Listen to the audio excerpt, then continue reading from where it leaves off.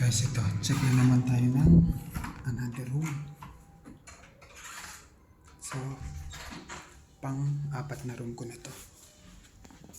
Nag-check out na yung guest from 203.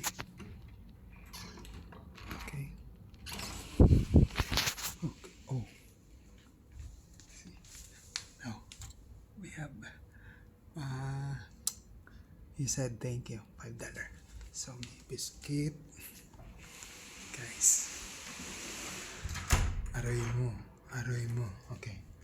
So, we have $5. So, ayan, minsan may mga ganito. Iniiwan na yan ng, kapag di naman nagalaw, so pwede naman yan.